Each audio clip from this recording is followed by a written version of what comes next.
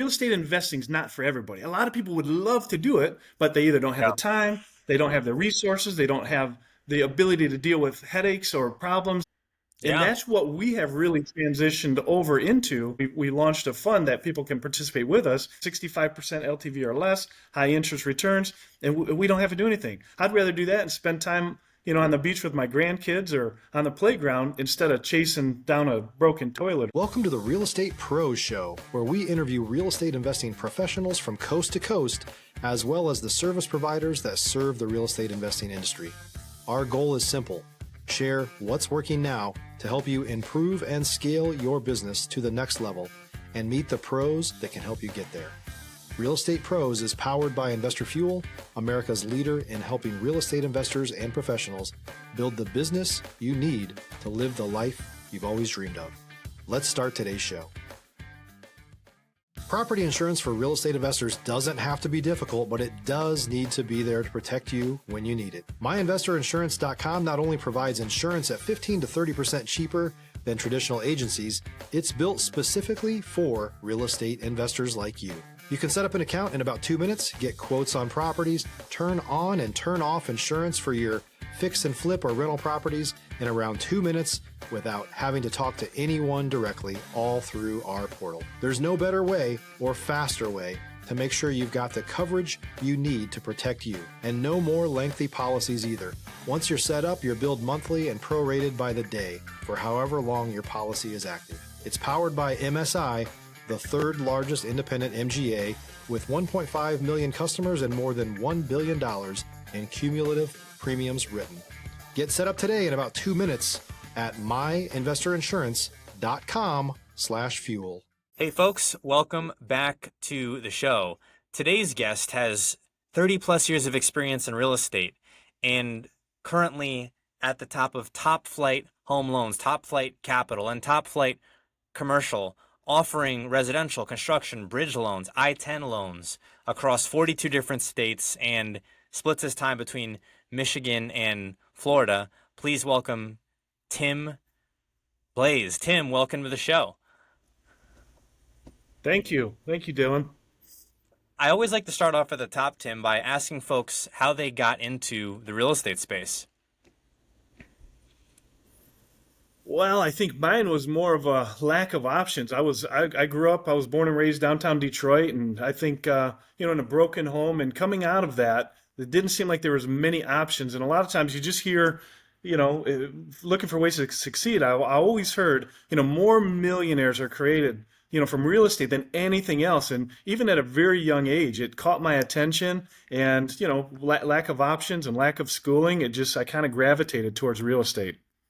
That's an interesting way to get in, right? I mean, I think a lot of people either come from one of two fields. You come from, hey, my whole family is in real estate and everybody's doing real estate. Let me go be a realtor, or let me figure out how I get involved in real estate. Or it's, hey, I'm doing this other thing, which is how I got in. I was working for Nissan at the time. I'm doing this other thing. How do I generate wealth outside of this? And I kind of just did a Google search. And I can't tell you how many people have gotten in kind of a similar way, or maybe it was something on the radio or they heard about this. And so what were the first couple of years for you in the real estate space, and what were your first deals like?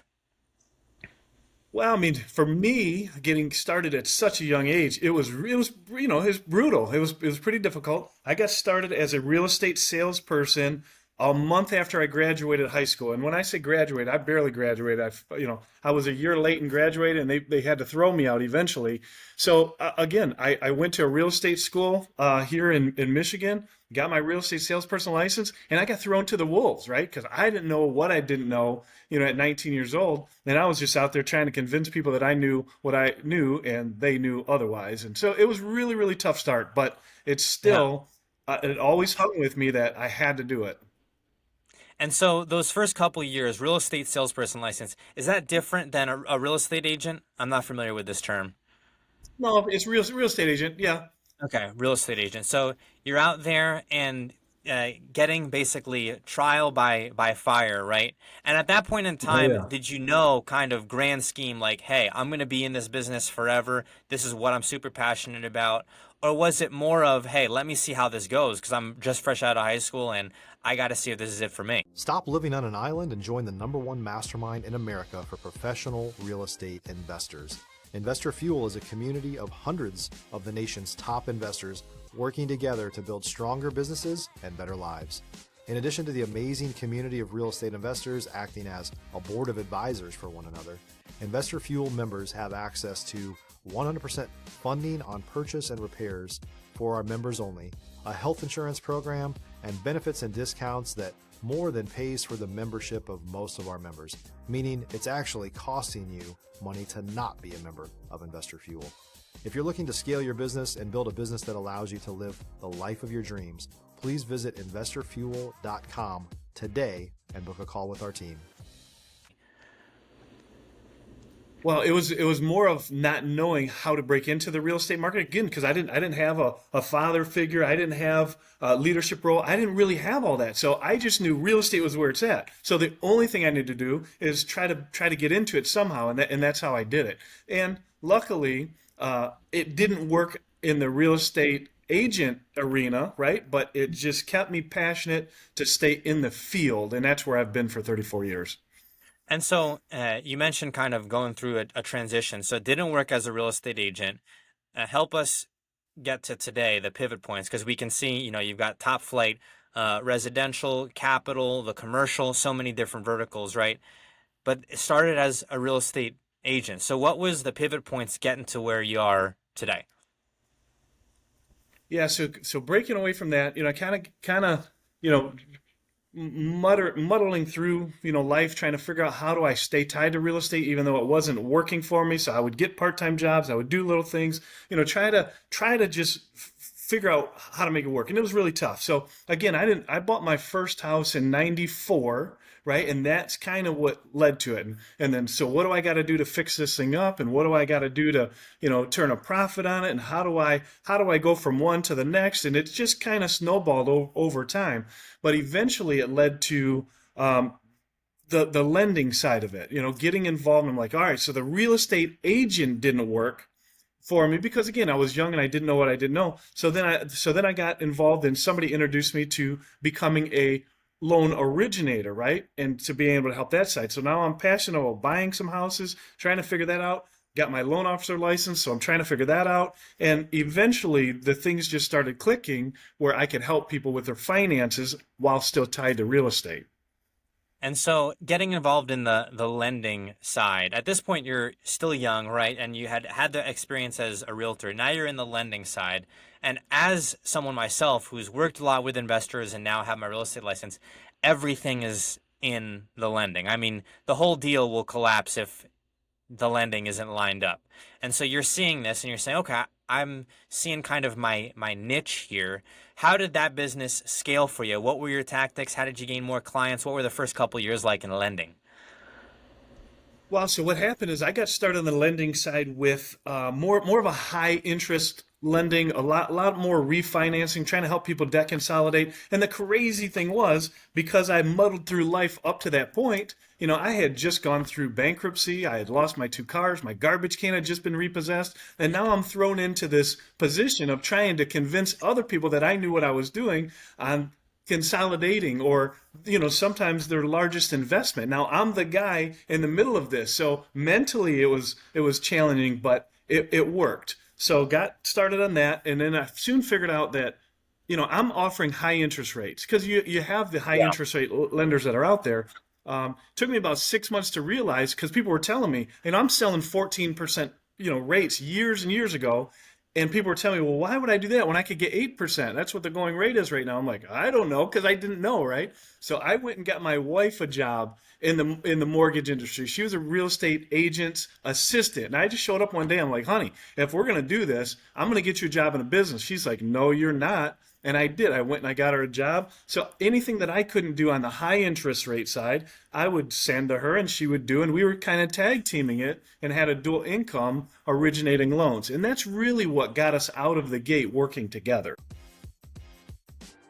If you're looking for consistent, high-quality leads, look no further than Investor Machine. Investor Machine isn't just another agency. It's the most sophisticated, data-driven lead generation company on the planet for real estate investors. and serves the role of being not just a lead generator for your business, but a marketing partner that is helping you achieve your goals along the way. Go to investormachine.com to learn more and schedule a call with our team today.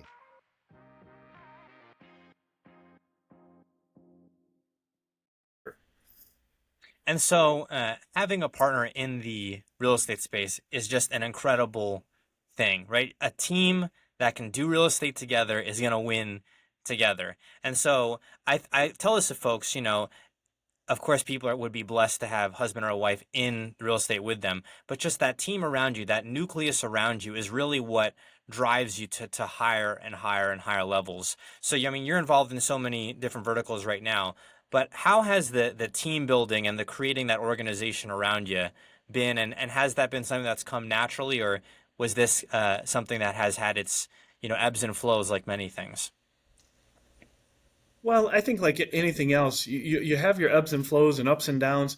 But when we started Top Flight Financial, which is the parent company, now segmented into a bunch of different things, 24 years ago, me and my wife started out of an 80 square foot room in our house, right? And it was from scratch. Back then there was no loan officer licensing. There was really no compliance in Michigan. It was just kind of a free for all. There was no training. So we just kind of looked at what other companies were doing, grabbed hold of, hey, that looks good and this looks good, and let's marry this thing together. And it was, it was problematic in the beginning because, again, we're learning from nothing, right? No education, Right. and just trial by fire again. But one thing that we realized was, if we're going to do it, we've got to treat people like we want to be treated, and we've got to do it compliantly, right? So we've got to put in the extra steps to make sure we're doing things right. And again, now 24 years later, we've been audited. We're licensed in 42 states, HUD approved, VA, USDA. We've got every accreditation endorsement available, but it's still got to be done right. So after hundreds and hundreds of audits over 24 years, we've got that piece down. And when we're talking about that synergy, I'm in sales, my wife is in compliance, and that's a fine line That's to how it is, ride in a right? household with a husband and wife, right? But she does her Yeah. job and I do mine, and we've done it really, really well over the years, and it complements each other.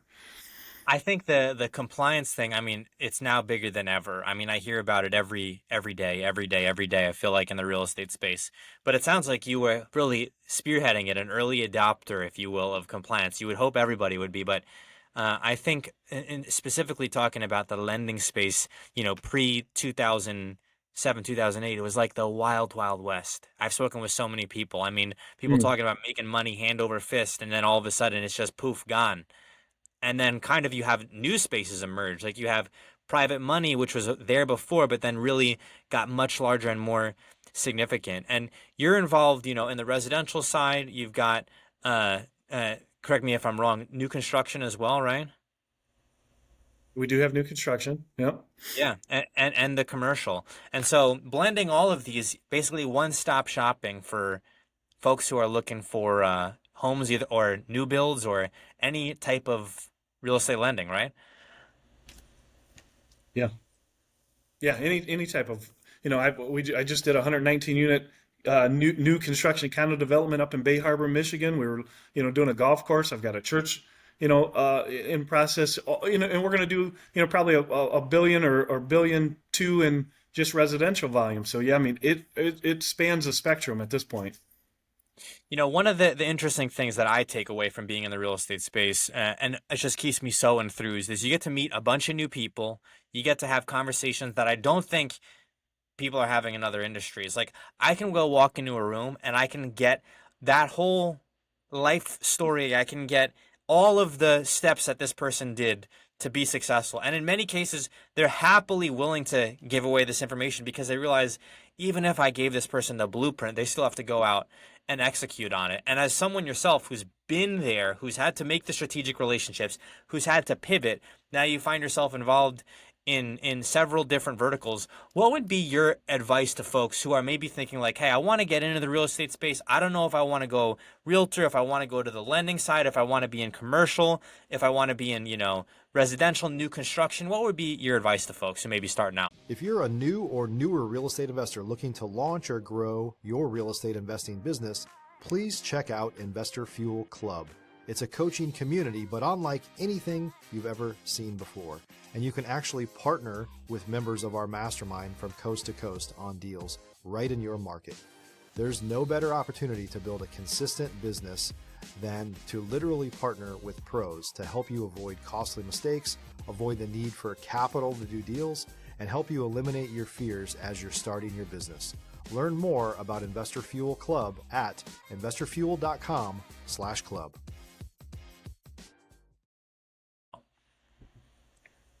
Well, again, a lot of times you hear, whether it's a market or anything else, you can't time the market. More talking about the stock market type of a thing, and I don't necessarily buy that, because even in real estate, you guys see there's highs and there's lows, right? I didn't really get involved on the investing side of real estate until 2012, which was 4 years after the major collapse, right? Right. Because it took 4 extra years for it to really hit the bottom.